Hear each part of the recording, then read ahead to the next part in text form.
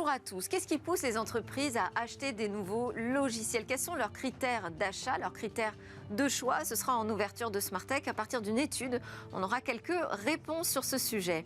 Et puis le cœur de l'émission lui sera consacré à un grand entretien du président, cofondateur de Pascal, pépite française dans le domaine de l'informatique quantique. Si ce mot vous fait peur, eh bien rassurez-vous, je l'ai testé pour vous. Mon invité va tout nous expliquer de manière aussi simple que possible. Au-dessus de ce berceau, il faut savoir que s'est penché le prix Nobel de physique Alain Aspect, prix Nobel de physique 2022. Je disais que c'était une pépite française, c'est même un leader mondial dans son domaine. Et très peu d'acteurs aujourd'hui maîtrisent cette technologie. Grand entretien donc à suivre dans Smartech. La deuxième partie de l'émission sera consacrée à l'actualité dans le monde des cryptos, des crypto-monnaies, des crypto-actifs. On parlera de l'agrément en France, on parlera aussi d'un nouveau système de notation qui arrive et de tendances. Et puis on terminera cette édition avec notre chronique Où va le web? Mais tout de suite pour démarrer, logiciel d'entreprise, les motivations d'achat. C'est la première interview dans Smartech.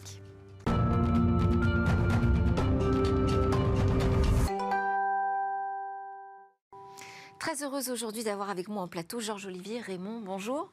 Bonjour. Vous êtes le président, cofondateur de Pascal, pépite française, je le disais en ouverture, dans l'informatique quantique. Alors il y a tous ceux que ce mot rebute ou effraie, et puis il y a tous ceux aussi que ce mot excite, parce que c'est la promesse de dépassement des capacités aujourd'hui de calcul de nos ordinateurs. Et vous nous dites, avec Pascal, eh bien, on va être capable de régler des problèmes de la vie bien réelle, assez rapidement, assez prochainement. Oui, tout à fait. Alors moi, je suis dans la catégorie de ceux que ça passionne, hein, la mécanique quantique. J'imagine bien. Vous êtes un pionnier, on peut dire même de l'informatique quantique. Vous allez nous expliquer ça. Donc on va avoir d'abord une première séquence ensemble d'interviews au sujet des logiciels et des choix que font les entreprises dans ce domaine. Et ensuite, ce sera votre grande interview, Georges-Olivier Raymond. Alors pour parler de ces décisions qui poussent les entreprises à investir dans les logiciels, on a une connexion avec Émilie Audubert, une connexion qui n'était pas terrible d'ailleurs, donc on va passer en téléphone. Bonjour Émilie, vous êtes la rédactrice analyse de contenu spécialisée dans les évolutions technologiques associée au e-commerce pour la plateforme de comparaison logicielle Captera.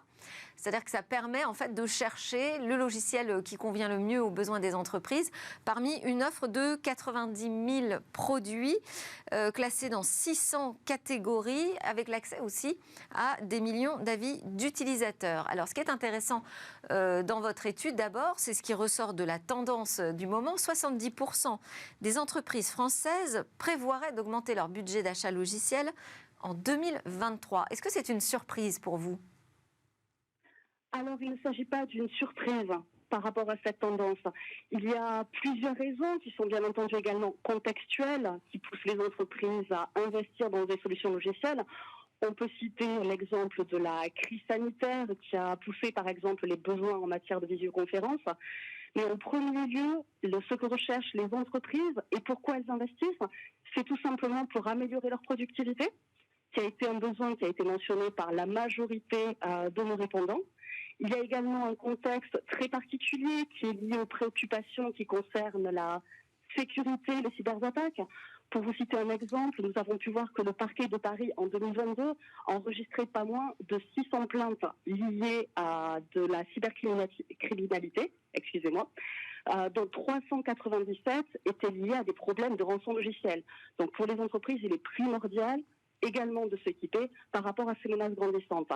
Et enfin, le dernier point qui pour moi également n'est pas une surprise quant aux investissements, c'est celui des besoins qui surpassent les structures technologiques qui sont actuellement en place au sein des entreprises. On a pu le voir encore une fois, pour citer l'exemple de la visioconférence, beaucoup d'entreprises n'étaient pas préparées à opérer en mode hybride ou à distance. Et les technologies, en dépit de quelques outils dont elles avaient l'habitude de faire justement à distance, ces dernières ont rapidement réalisé que leurs besoins en la matière avaient surpassé les capacités techniques. Oui, alors ça c'est plutôt un point très intéressant. 32% des entreprises qui disent que dans leur motivation d'achat, c'est la solution pour se prémunir des cyberattaques. Donc on voit une prise de conscience réelle, c'est la deuxième motivation après celui d'un gain de productivité. Et ce que vous venez de dire, là 27% constatent qu'aujourd'hui leurs besoins sont supérieurs aux propositions technologiques qu'elles ont en interne. Pourquoi ? Parce que c'est quoi, une limitation des budgets qui fait qu'aujourd'hui, on n'arrive pas à suivre au niveau des logiciels en entreprise par rapport aux vrais besoins de la société ? Alors, je vous citais encore une fois, effectivement, l'exemple qui peuvent être des besoins justement internes, opérationnels, l'exemple de la crise sanitaire, des besoins techniques qui n'étaient pas encore justement à la hauteur ou en place au sein des entreprises.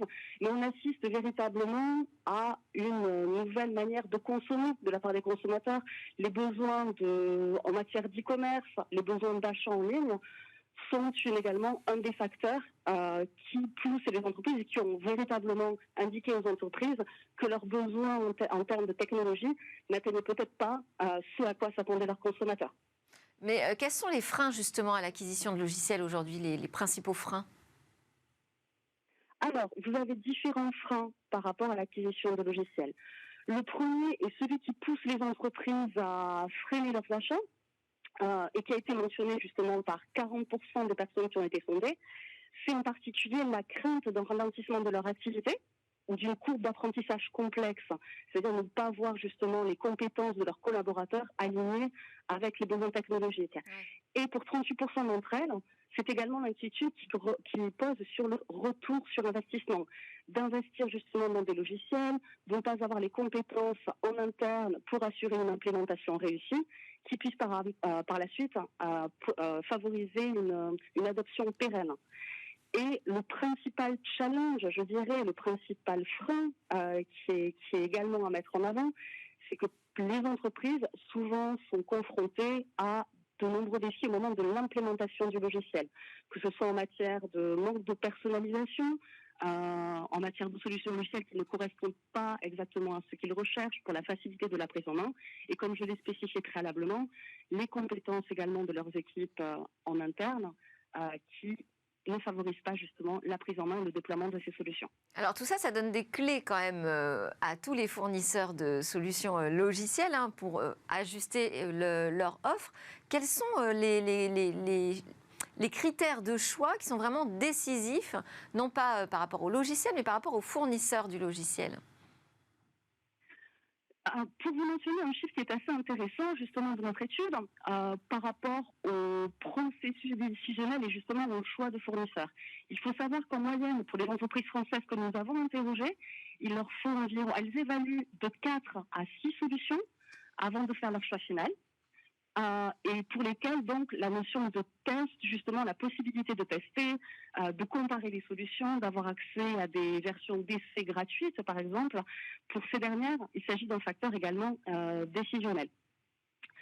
Pour le deuxième critère également de choix de logiciel, ce qui va importer, et je le mentionnais notamment par rapport au challenge, justement les entreprises demandent de la personnalisation.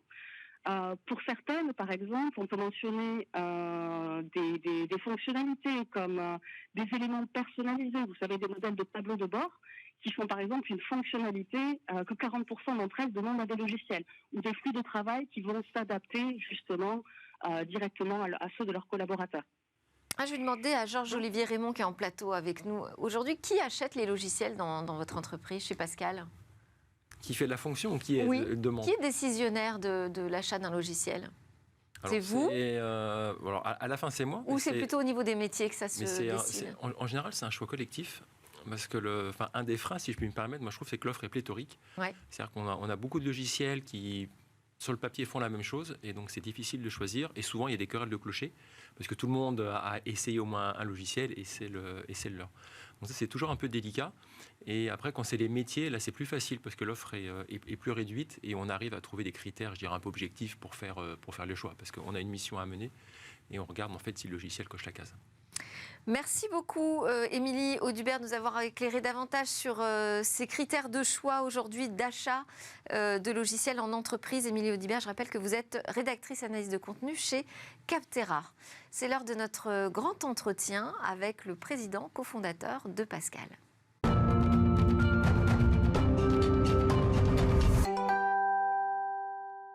Je suis en compagnie de Georges-Olivier Raymond, président, cofondateur de Pascal, pépite française qui a décidé de lancer son premier ordinateur quantique, qui sera le premier ordinateur quantique français capable, vous nous dites, de résoudre des problèmes de la vie réelle, là, dès maintenant. C'est une sacrée promesse, ça.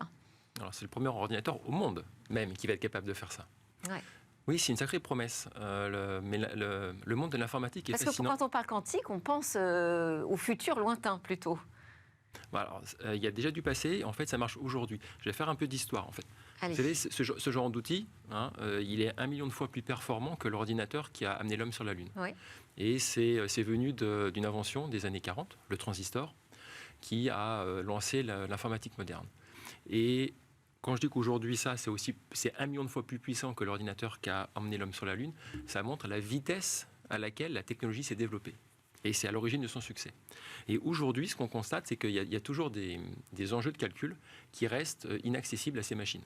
Même si je mettais 1 million comme ça d'ordinateurs à côté, ils ne seraient toujours pas assez puissants pour résoudre des problèmes, par exemple calculer des molécules, optimiser les risques d'un établissement financier ou gérer l'électricité. Et donc pour ça, il faut passer à la phase quantique. Et pour ça, il faut une deuxième révolution quantique qui va venir, comme la première fois, vraiment bouleverser ce domaine-là et qui va apporter une puissance de calcul vraiment exceptionnelle.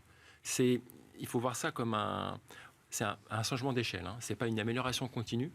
C'est tout d'un coup, sur une certaine durée, des calculs qui auraient pris des milliards d'années, donc en gros, c'est pas les faire, ils vont être ramenés à des durées de l'ordre de quelques jours. C'est donc, ça le potentiel. On peut faire le parallèle avec les supercalculateurs d'aujourd'hui, c'est créer les supercalculateurs de demain.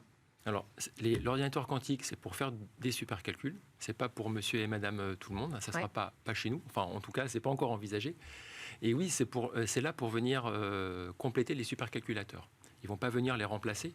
On a toujours besoin d'ordinateurs classiques, mais ils vont venir, entre guillemets, compléter, accélérer certaines parties du calcul. Donc, c'est un complément, les parties du calcul qui sont les plus complexes.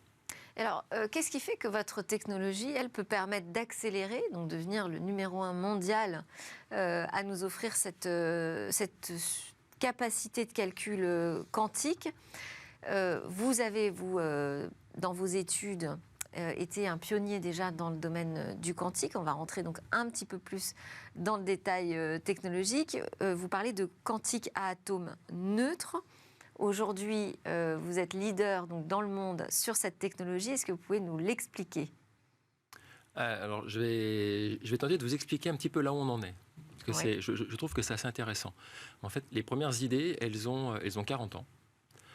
Et comme toujours, les idées vont plus vite que la réalisation des idées. Donc, on va dire que 20 ans après, on a eu les premières briques élémentaires de calcul. Mais vraiment les premières briques élémentaires qui permettent de dire « Ah oui, les idées qu'on avait imaginées il y a 20 ans, on arrive à les mettre en œuvre à petite échelle. » 20 ans plus tard, il y a les grands géants de l'informatique, des grands géants américains, qui ont construit les premiers ordinateurs quantiques. Donc, c'est des ordinateurs, mais la limite qu'ils ont, et pourtant malgré 20 ans de recherche, c'est qu'ils ne sont pas assez puissants, ils n'ont pas assez de composants. Alors le composant clé, ça s'appelle un qubit. Donc c'est la particule qui va porter, le côté quantique. Oui. Et plus on a de particules, plus on a de qubits, plus l'ordinateur est puissant. Et sachant que la puissance de calcul double à chaque nouveau qubit. Et quelle est la limite alors ? Alors les limites sont technologiques aujourd'hui. Et c'est dur d'avoir toutes ces particules et de contrôler leur état quantique en même temps. Enfin, si vous regardez la vie de tous les jours, il y a beaucoup de particules. Et en fait, vous voyez un monde classique. Ouais. Donc, c'est extrêmement dur de garder ces capacités. Et l'avantage de Pascal, c'est que justement, on a une technologie qui permet de passer ce verrou-là. Comment ? Alors, on va utiliser des atomes comme support de l'information. Un atome va faire un qubit. Alors, pourquoi on prend des atomes ? Les atomes, alors déjà, ils sont fabriqués par la nature. Pas besoin de les, facile à trouver, il y en a partout. fabriquer. Il y en a partout. Alors, il faut prendre les bons. Ouais. Mais voilà, ceux dont on a besoin, on les trouve assez bien. Mais voilà, ils sont faits par la nature, ils sont parfaits. Et en plus, ils ont le bon goût d'être identiques partout sur Terre. Enfin, on utilise du rubidium. Donc l'atome de rubidium à Paris, à Tokyo, à New York, c'est le même partout. C'est d'ailleurs pour ça qu'on les utilise dans les horloges atomiques. Aujourd'hui, le temps universel est donné par des composants qui utilisent ces atomes comme référence, que ce sont des très bons étalons. Donc on ne les fabrique pas. Deuxième avantage, ils sont quantiques par nature.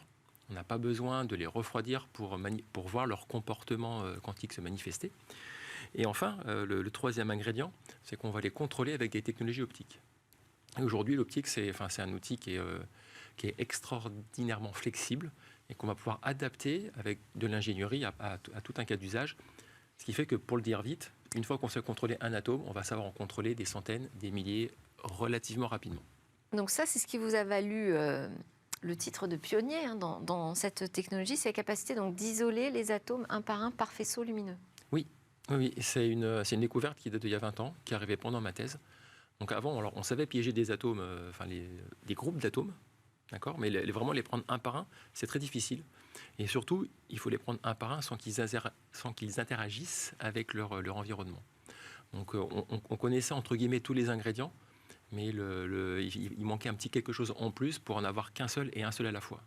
Parce que si on en met deux, c'est plus difficile, on n'a plus notre qubit. Alors, c'est un marché aussi sur lequel finalement on trouve très peu d'acteurs. Vous êtes leader mondial, mais en plus, dans le domaine du quantique à atomes neutres, on trouve très peu d'acteurs. Comment est-ce que vous l'expliquez ça ? C'est une technologie qui est restée un petit peu Parce que votre publication date de 2001, donc on peut imaginer que plusieurs entreprises aient décidé de s'emparer du sujet et d'accélérer depuis 2001. Oui, alors ça nous a pris 20 ans d'en arriver là, et par les meilleures équipes de recherche au monde, des équipes de l'Institut d'optique sur le plateau de Saclay, du CNRS. Donc ça veut dire que les meilleurs talents dans le domaine sont en France ? Oui, on est 100% français. Donc ça prend du temps. Ouais. Ça prend du temps, et après vous avez différentes approches. Alors moi je fais de la montagne, alors j'aime mieux utiliser des analogies avec la montagne. L'ascension de l'Everest, les premiers essais ont été faits sur la face nord, qui permet aux alpinistes de grimper assez vite en altitude. Donc les gens se sont dit, c'est la voie royale, et puis on monte haut, on a l'impression de progresser. Mais en fait, le goulot d'étranglement, il est juste avant le sommet. Et il est costaud. Et là, ça a pris des dizaines d'années pour le passer. Et en fait, la solution, elle est venue de l'autre côté, où les difficultés sont vraiment au tout début de l'ascension. Mais là, au début de l'ascension, les montagnards ne sont pas fatigués, ils ont de l'oxygène. Donc, ils passent cette difficulté-là, et après, le chemin est, alors je mets des guillemets, il est facile, et on atteint le sommet avec de grandes chances. Mais alors, donc, quand on s'attaque par la phase la plus difficile, a priori, au démarrage, il faut avoir les soutiens financiers pour le faire. Donc, vous êtes évidemment une deep tech, donc ça veut dire qu'on est dans de l'investissement quand même sur le long terme. Vous avez réalisé là une deuxième levée de fonds de 100 millions d'euros avec des nouveaux investisseurs qui sont rentrés dans l'aventure, notamment du côté de Singapour. Oui, on a un investisseur Temasek qui est venu investir dans Pascal. On en est très honorés, parce que c'est un des plus grands investisseurs au monde, notamment spécialisé dans la tech. C'est eux qui ont l'idée le tour, et je pense que c'est un super atout pour Pascal et pour...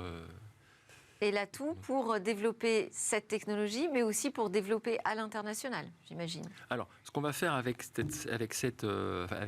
l'argent de cette levée de fonds, on va faire plusieurs choses. Premièrement, on va recruter. On a vraiment besoin de troupes. Aujourd'hui, on est 100, on va être 200 à la fin de l'année. Ah, vous les doublez, ouais. Donc, et c'est pas fini. Et je lance un appel, vraiment, c'est okay. pour les... Alors, on recrute tous les métiers. Et voilà, pour les ingénieurs, franchement, on ne peut pas rêver mieux. C'est la technologie poussée à son maximum. Quels ingénieurs vous cherchez, puisque vous lancez un appel ? Alors, des ingénieurs en électronique, en mécanique, en informatique classique. On a besoin d'ordinateurs classiques pour piloter notre ordinateur quantique. C'est ceux-là qu'on a le plus de mal à trouver aujourd'hui. Donc, vous ne cherchez pas forcément des nouveaux talents dans le quantique, spécifiquement ? On en cherche, mais paradoxalement, et ça étonne toujours les gens, on arrive à les trouver. Okay. Parce qu'il y a beaucoup de laboratoires en France, en Europe, d'excellents niveaux, qui forment beaucoup d'étudiants très qualifiés. Et à la fin, ils ont très peu de débouchés, si vous voulez. Enfin, moi, par exemple, quand j'ai fini ma thèse, il n'y avait pas de Pascal. Donc j'ai dû rentrer dans Vous une êtes combien entreprise. dans le monde? Combien d'entreprises à travailler sur cette technologie? Sur les atomes neutres? Oui. Aujourd'hui, on est 5. Oui, vous êtes 5. On est 2 en Europe. Donc effectivement, Exactement. Donc, c'est on les facile trouve. de récupérer les on les talents trouve. parce que vous n'êtes pas nombreux. En revanche, sur tous les autres métiers, là, le marché est beaucoup plus tendu, le marché de l'emploi. Oui, parce qu'on est en confrontation directe avec tous les secteurs. Alors, Pascal donc, est né, l'entreprise Pascal est née en mars 2019. Vous êtes 5 cofondateurs et vous avez un point commun, c'est cette jolie fée penchée au-dessus du berceau, qui s'appelle Alain Aspect, prix Nobel de physique 2022. C'est quoi aujourd'hui? C'est un conseiller technologique. Qu'est-ce qu'il représente, Alain Aspect, au sein de l'entreprise Pascal? Il représente énormément. C'est lui qui m'a donné envie d'étudier la mécanique quantique quand j'étais un jeune étudiant en physique. J'avais lu un papier sur son expérience et ça m'avait fasciné. Et je pense, et j'en suis convaincu, qu'il a aussi inspiré d'autres personnes. Et donc, quelque part, si on est là, c'est un peu grâce à ça. Et puis après, on a tous, de près ou de loin, fait nos études, nos thèses, dans un environnement très proche de celui d'Alain. Et en plus, Alain, il y a 20 ans, il n'arrêtait pas de nous dire « Non mais créer des startups, dans le quantique, c'est l'avenir. Ouais. » Et je vous promets, il y a 20 ans, c'était très audacieux. Mais voilà, ça fait son chemin. Et aujourd'hui, il travaille avec vous? Oui. Bon, il n'est pas opérationnel dans l'entreprise, mais il suit de très près ce qu'on fait. Et il a aussi un rôle, de gardien du temple, parce qu'il y a beaucoup de promesses qui sont faites dans le quantique, peut-être trop. Et nous, on s'impose une ligne assez vertueuse. On n'essaie pas de surpromettre, de survendre ce qu'on fait, notamment au niveau scientifique. Donc ça, c'est déjà notre Donc là, vous avez une Alain nous contrôle. Voilà. Super solide. Vous dites que parler 1 heure à Alain Aspect vaut des jours avec d'autres personnes. C'est aussi peut-être une explication de l'accélération de votre entreprise. Alors justement, quand même, on va parler de ces promesses. À quoi ça sert tout ça? On est en plus dans une société qui parle beaucoup de sobriété, qui s'interroge sur cette escalade technologique, à quoi ça va servir, est-ce qu'on en a vraiment besoin, qu'en est-il de la consommation énergétique de tout ça? Et vous nous dites, justement, ça peut apporter des réponses. Oui, et ça va en apporter en fait doublement. C'est-à-dire qu'aujourd'hui, la voie choisie pour augmenter les performances des supercalculateurs, c'est toujours plus de processeurs. Et donc et donc toujours plus de consommation. Et oui, en fait, un supercalculateur, c'est un premier bâtiment qui contient les ordinateurs. Et à côté, il y a un deuxième bâtiment qui est la centrale électrique. C'est ça la réalité. Donc l'ordinateur quantique, il consomme très peu d'énergie. Il est très efficace. Nos machines, on les branche sur une prise du secteur standard. Enfin, vous pourriez le brancher dans votre cuisine, si vous voulez. D'accord. Et la cerise sur le gâteau, c'est même plus que la cerise, c'est que de par ses applications, il va nous aider aussi à consommer moins. Je vais prendre un exemple qu'on traite avec EDF et RTE, qui est la distribution de l'électricité. L'électricité, on peut difficilement la stocker. Aujourd'hui, on a 50 réacteurs nucléaires en France, à peu près. Enfin, je ne veux pas lancer de débat. Et on est 50-60 millions de consommateurs. Et la demande, elle varie instantanément, si vous voulez. Oui. Et donc, il faut trouver un moyen de gérer tout ça. Et ça, donc là, ils installent des capteurs un petit peu partout pour mesurer la consommation et l'évolution de la demande en temps réel. Et voilà. Et après, il faut prendre ces données-là et il faut optimiser ce qu'on appelle l'ensemble de la grille pour être sûr que tout le monde a son électricité en temps et en heure sans faire sauter le réseau. Et pour ça, on a besoin d'un ordinateur quantique? Oui. On a besoin de supercalculateurs et ceux qu'on a aujourd'hui ne sont pas suffisants pour traiter ces problèmes à l'échelle. Donc non seulement ça consomme très peu, mais en plus ça peut permettre de consommer mieux les ressources que nous avons aujourd'hui. Qu'est-ce que ça représente en termes de potentiel économique aussi, le quantique? C'est la révolution numérique du XXIe siècle. Donc regardez ce qu'a fait la première révolution numérique. Enfin, depuis l'invention du transistor. Donc c'est un marché énorme. Il y a des études, notamment celle du BCG. Parce que vous dites que c'est quand même dédié à l'industrie. Aujourd'hui, ce n'est pas l'ordinateur de monsieur, madame, tout le monde. Ce n'est pas la même révolution que la révolution numérique qui est entre les mains de tout un chacun. Alors, je pense que ça viendra un jour. Ça viendra. Mais regardez qui s'intéresse aujourd'hui au quantique. Nous, c'est Crédit Agricole, c'est Airbus, c'est BMW, Johnson & Johnson, c'est tous les grands noms. Parce qu'ils savent qu'ils en ont besoin et ça va vraiment déverrouiller tout un secteur. Les études aujourd'hui, alors je voulais citer celle du BCG, ils estiment qu'à terme, il y aura 800 milliards de valeurs créées par l'ordinateur quantique. Ça impacte tous les domaines. Alors vous dites une des erreurs que j'ai faites dans ma vie et que font souvent les ingénieurs, c'est de vouloir créer une super machine, mais cela ne sert à rien s'il n'y a pas de clients derrière. Donc c'est vraiment la question, oui. Oui. Aujourd'hui, vous avez les premiers clients qui sont vraiment derrière vous?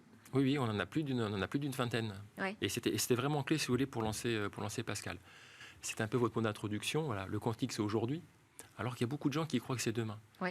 Mais nous, on a une approche très pragmatique, c'est qu'on a une machine aujourd'hui, elle a des qualités, elle a des défauts, mais ce dont on est convaincu, c'est qu'en l'utilisant correctement, elle va permettre de répondre à des cas d'usage. Et c'est ce qu'on a fait, c'est ce qu'on a démontré aujourd'hui avec Crédit Agricole. Et vous avez un calendrier là, parce qu'aujourd'hui votre machine a des capacités encore limitées, vous nous dites, hein, vous validez le concept finalement. Quelles sont les prochaines échéances? Alors on a validé le concept à un niveau jamais fait jusqu'à présent, et par personne d'autre. Ce concept qu'on a validé, c'est que, on a pris le cas d'usage du Crédit Agricole, le vrai, et on a pris les vraies données. Et ça, c'est nouveau. Parce que la plupart du temps, les gens prennent les vraies données, ils regardent leur ordinateur avec leurs ressources, et puis ils disent et ils réduisent le set de données pour qu'il soit géré par l'ordinateur quantique. Nous, comme on passe à l'échelle, on n'a pas ce problème-là. Ce qui fait que c'est le vrai problème qui est traité, ça veut dire qu'on peut le comparer. Donc ça, déjà là, en 2023, c'est ça? C'était fin 2022. Mais... Même, c'est déjà du passé. Magnifique. Et donc, on peut se comparer à ce qu'ils font aujourd'hui. Et là, alors, si on se compare, on est au même niveau que leur solution actuelle au Crédit Agricole. Quand je dis ça, les gens sont un peu déçus. Ils s'attendent que l'ordinateur quantique fasse mieux. Mais en fait, c'est déjà exceptionnel. Oui. C'est la première fois, une technologie entièrement nouvelle, et on se rend compte qu'on est déjà au même niveau. Mais surtout, on sait ce qu'il faut faire pour faire mieux, parce que maintenant, on est capable de le mesurer. Et ce qu'il faut faire pour faire mieux, on est en train de le réaliser. C'est plus de qubits. Et alors, les promesses, là, d'ici fin 2023, en 2024, qu'est-ce qui va se passer? Alors, vous avez ces 100 millions d'euros qui viennent s'ajouter à une première levée, ça vous permet d'accélérer cette croissance. Alors c'est vrai qu'il faut recruter, vous l'avez dit, ça c'est quand même le point 1 pour assurer la croissance. Mais vos investisseurs, dont l'historique d'ailleurs Audacia, qu'est-ce qu'ils attendent de vous là sur les prochains mois, les prochaines années? Alors ils attendent qu'on aille sur le marché, c'est-à-dire que tout ce qu'on a aujourd'hui, c'est-à-dire qu'on a des clients, ça veut dire qu'on a des applications et des solutions, on a le hardware, on a l'ordinateur et on a le logiciel. Maintenant, ça, il faut en faire plus. C'est-à-dire qu'il faut fabriquer plus d'ordinateurs. Parce qu'aujourd'hui, en fait, on a tellement de demandes de la part de nos clients qu'on n'est pas capable de leur fournir assez de temps de calcul. Donc là, vous me parlez d'un passage à l'échelle, ce qui est à peu près la plus grosse difficulté de toutes les startups françaises. Oui. Même dire européennes. Je sais. Ouais. On en a conscience. OK. Et alors, comment vous attaquez ça? Ouais. Alors, il faut s'entourer, et je dirais on a la chance quand même d'avoir des expériences de gens qui l'ont fait dans d'autres domaines, c'est qui votre modèle? Il faut s'en inspirer. Justement, vous avez un modèle de réussite qui vous permet de vous dire oui, je peux y arriver? Pas vraiment. J'ai plus des modèles qui sont ils ne savaient pas que c'était impossible, alors ils l'ont fait. Moi, je suis convaincu qu'il n'y a rien d'inatteignable du moment qu'on y met les moyens et qu'on s'organise pour y arriver. C'est plutôt ça qui m'anime. Bon, alors ça fait une bonne transition avec l'interview express que je vous suggère maintenant. Vous pouvez répondre de manière personnelle ou professionnelle, je vous laisse choisir. L'idée, c'est de répondre assez rapidement. Quels sont vos rêves?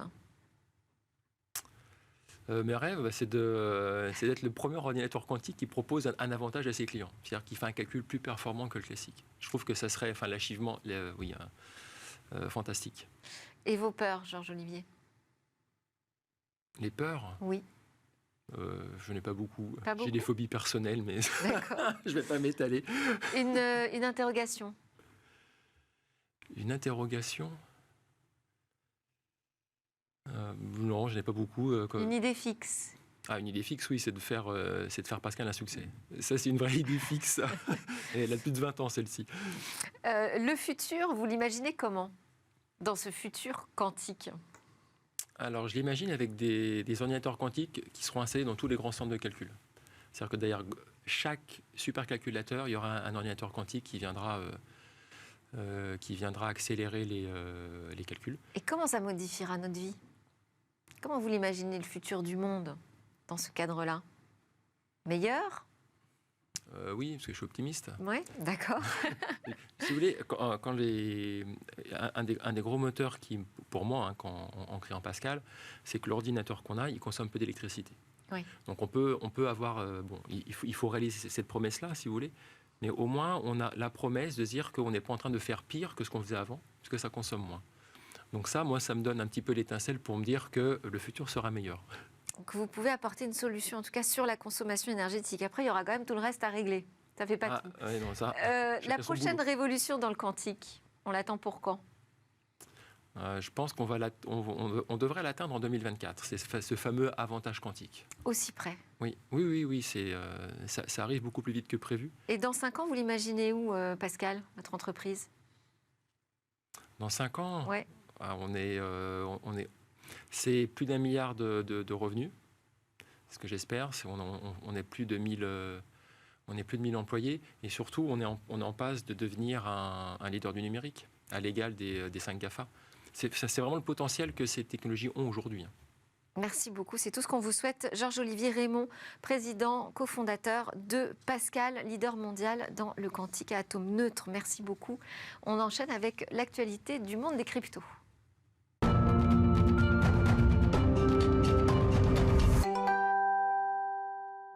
Vous êtes de retour sur le plateau de Smartech, c'est votre émission sur le numérique, les technologies, l'innovation et les cryptos. Rendez-vous des cryptos réguliers dans Smartech. Ce rendez-vous est assuré aujourd'hui par Flavio Restelli de KPMG. Bonjour Flavio. Bonjour Delphine. Alors, dans l'actualité des cryptos, beaucoup de choses. On a dû sélectionner. On va commencer par le vote contraire à l'Assemblée nationale au sujet de l'obligation d'agrément des PSAN, c'est-à-dire ces prestataires de services crypto actifs. En tout cas, cet agrément ne sera plus a priori obligatoire pour les nouveaux entrants du secteur, c'est ça? En fait, il ne l'était déjà pas. Ce qui se passe, c'est que... Oui, il ne l'était pas, il a failli l'être. Exactement. Et finalement, et non. en fin de compte, il ne le sera pas. En tout cas, il ne le sera pas tout de suite. Ouais. C'est-à-dire que la réglementation française a inspiré le nouveau cadre qui va s'instaurer en 2024, le cadre européen établi par MiCA, donc un règlement européen, Markets in Crypto Assets, qui, lui, prend déjà en compte le statut d'agrément de prestataire sur actifs numériques qui va devenir obligatoire pour toutes les entreprises qui veulent offrir des services crypto.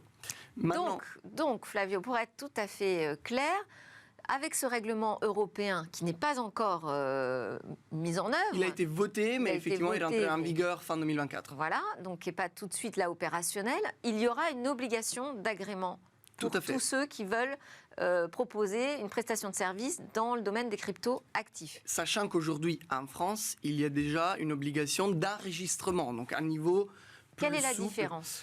Alors, on ne va pas rentrer dans le technique, mais il y a tout un tas d'obligations, de transparence, de reporting auxquelles les entreprises doivent se soumettre. C'est super. Ce qui s'est passé d'abord au Sénat et ensuite à l'Assemblée, c'est qu'un sénateur a proposé, je dirais par excès de zèle peut-être, d'anticiper l'échéance européenne et de rendre obligatoire le niveau supérieur, donc le niveau d'agrément, dès la fin de l'année 2023. Mais c'est peut-être pas un excès de zèle, c'est peut-être en réaction avec ce qu'on entend aujourd'hui dans l'actualité des cryptos, et se disant il faut davantage protéger nos utilisateurs français. Tout à fait, et d'ailleurs les utilisateurs européens de manière générale, mais il faut également donner le temps aux entreprises de se conformer aux nouvelles réglementations. Et d'ailleurs, je pense qu'il y a aussi d'autres angles d'attaque. Et potentiellement, par exemple, on pourrait mettre davantage l'accent sur la concurrence équitable, sachant qu'il y a des acteurs internationaux qui démarchent d'ores et déjà le marché français et ils ne sont pas toujours en mesure d'assurer les licences qui sont nécessaires. L'AMF, d'ailleurs, est surchargée en termes de dossiers. Donc, est-ce que véritablement c'est réaliste d'accélérer davantage ce calendrier qui est déjà assez contraignant, et il a raison de l'être, pour anticiper en fin de compte l'arrivée du règlement européen? Disons que le gouvernement avait donné un avis contraire et en fin de compte l'Assemblée nationale a aussi voté contre cette obligation d'agrément. Alors, c'est un peu ce qu'on avait dit, effectivement, parce qu'on en a parlé dans le débrief la semaine dernière, mais enfin pas avec des experts crypto comme vous. On donnait juste notre avis, on se disait que c'était une bonne chose, cet agrément, mais peut-être que là, en allant trop vite, on pénalisait d'abord les acteurs nationaux. C'est exactement ça. C'est tout à fait une bonne chose, l'agrément. C'est tout à fait une bonne chose qu'on ait un règlement européen, d'ailleurs, qui imposera cela, non pas seulement au niveau de la France, mais au niveau de tous les États membres. Cependant, il y a un calendrier et il convient de ne pas le précipiter pour... peut-être envoyer des signaux aussi d'ordre politique, mais qui peuvent éventuellement aller à l'encontre de l'intérêt de l'industrie et donc de manière générale de l'économie française. Ok, deuxième actualité que nous allons commenter ensemble, c'est l'agence de notation Moody's qui travaille à élaborer un système de notation pour les stablecoins. Tout à fait. Donc peut-être rappeler de quoi il s'agit quand on parle de stablecoin. Oui. Les stablecoins sont la représentation sur une blockchain de la monnaie classique qu'on appelle fiat, l'euro, le dollar, la monnaie scripturale que l'on connaît tous.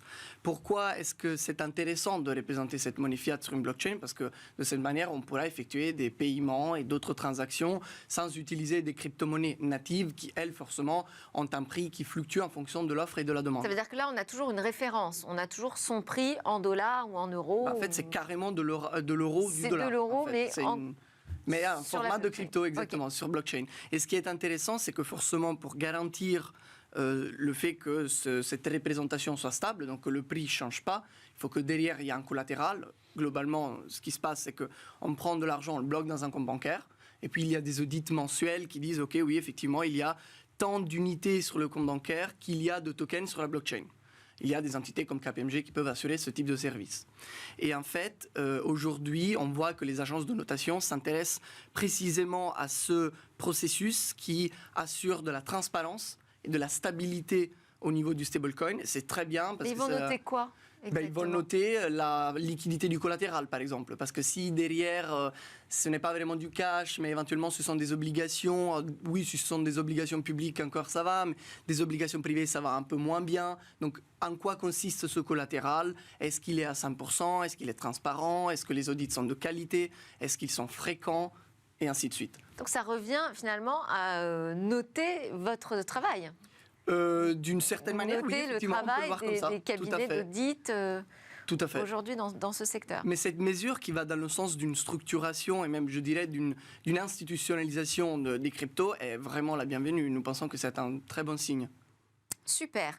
Dernière chose qu'on voulait évoquer ensemble, c'était une nouvelle tendance, ce sont des réseaux sociaux décentralisés. Alors ça c'est tout nouveau, mais c'était intéressant d'en parler aujourd'hui parce qu'il y a des technologies qui émergent, notamment celle qui s'appelle Lens Protocol. Ouais. Et aujourd'hui, par exemple, le Lens Protocol vient de dépasser les 100 000 profils. Donc évidemment, c'est encore niche, si on pense à Facebook, à Twitter. Mais on trouve qui d'ailleurs dessus? Par exemple moi. Oui, d'accord. On trouve super early adopters. On trouve de plus en plus d'adopteurs. C'est l'univers des cryptos, c'est ça qui s'intéresse à ces réseaux sociaux? Pas que. Après, ce qui est intéressant, effectivement, c'est que d'un point de vue technologique, ces réseaux sociaux décentralisés se basent sur la blockchain et les actifs numériques.